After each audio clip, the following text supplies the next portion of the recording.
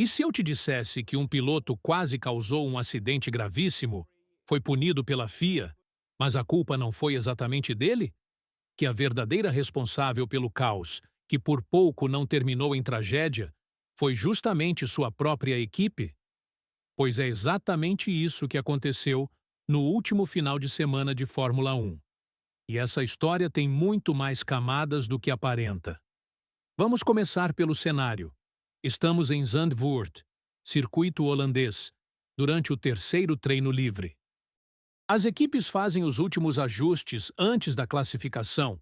Pilotos buscam o limite máximo de seus carros, e cada décimo de segundo pode fazer a diferença entre uma pole position e largar no meio do pelotão. É nesse momento de tensão máxima, quando os nervos estão à flor da pele e qualquer erro pode custar caro, que George Russell, da Mercedes, e Fernando Alonso, da Aston Martin, protagonizam uma cena que poderia ter terminado de forma muito diferente. Russell estava em uma volta lenta. Havia recebido ordens para entrar nos boxes. Alonso, por sua vez, estava em uma volta rápida, buscando melhorar seu tempo e consolidar o bom desempenho que vinha mostrando durante todo o fim de semana. O piloto espanhol saiu da curva 14 e se deparou com Russell à sua frente. Tentou passar por dentro, mas Russell, seguindo uma trajetória larga antes de entrar no pit lane, quase colidiu com Alonso na entrada dos boxes. Os dois pilotos tiveram que fazer manobras evasivas desesperadas, daquelas que fazem o coração parar. Russell abortou a entrada nos boxes e continuou na pista. Alonso teve que abandonar sua volta rápida e entrar no pit lane para evitar o acidente. A primeira reação foi óbvia. Alonso, visivelmente irritado e com razão para estar, disparou pelo rádio da equipe. Eles não olham nos espelhos. A frase carregava toda a frustração de quem perdeu uma volta importante por causa do que parecia ser descuido de outro piloto. Mas será que era realmente culpa de Russell? A FIA decidiu investigar o incidente, convocando ambos os pilotos e representantes das equipes para dar explicações. E foi nessa investigação que a verdade veio à tona. E aqui é onde a história fica interessante. Durante a investigação, um detalhe crucial veio à tona, algo que mudaria completamente a perspectiva do incidente. Russell não havia sido informado pela Mercedes de que Alonso estava se aproximando em uma volta rápida. Isso mesmo, a equipe alemã simplesmente não avisou seu piloto sobre a situação perigosa que estava se desenvolvendo nas suas costas. Russell estava literalmente voando cego, sem saber que um carro em alta velocidade vinha em sua direção. E isso torna toda a situação ainda mais grave. Os comissários da FIA foram categóricos em seu relatório. Eles deixaram claro que Russell não tinha como saber que Alonso estava se aproximando, especialmente considerando que a curva 14 de Zandvoort é um ponto cego notório. Olhar pelos espelhos retrovisores, neste caso específico, não teria evitado o incidente. A responsabilidade recaiu diretamente sobre a Mercedes, que admitiu o erro durante a audiência.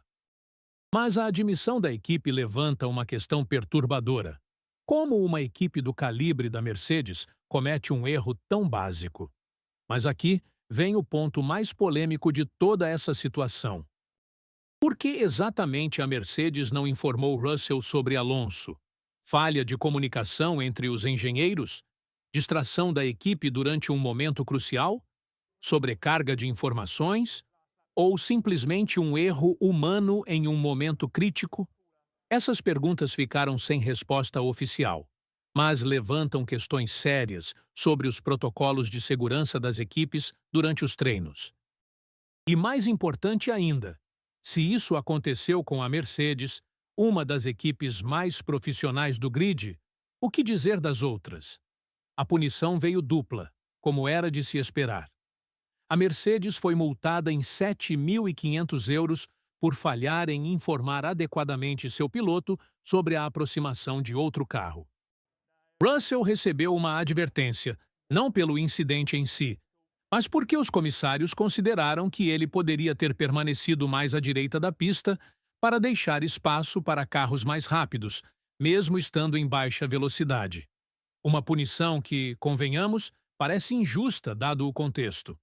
Agora, vamos pensar nas implicações dessa decisão. Primeiro, ela estabelece um precedente importante. As equipes têm responsabilidade direta pela segurança em pista através de suas comunicações. Não é suficiente simplesmente dar ordens aos pilotos. É preciso fornecer informações completas sobre a situação ao redor. Segundo, mostra como a Fórmula 1 moderna depende crucialmente da coordenação entre piloto e equipe. Um piloto, por mais experiente que seja, não consegue ter consciência total do que acontece ao seu redor sem o suporte adequado de sua equipe. E terceiro, expõe uma fragilidade preocupante nos sistemas de comunicação das equipes. Essa situação também levanta questões sobre a pressão que as equipes enfrentam durante os fins de semana de corrida. Com tantas informações para processar simultaneamente, dados de telemetria, estratégias de pneus, condições climáticas, posições de outros carros, tempos de volta, é possível que falhas de comunicação como essa se tornem mais comuns do que gostaríamos de admitir. A pergunta é: estamos caminhando para um problema sistêmico na Fórmula 1? Para Alonso, que vinha mostrando um ritmo promissor durante todo o fim de semana em Zandvoort, perdendo apenas 8 centésimos para Lando Norris no segundo treino livre, o incidente representou uma oportunidade perdida de melhorar ainda mais sua posição.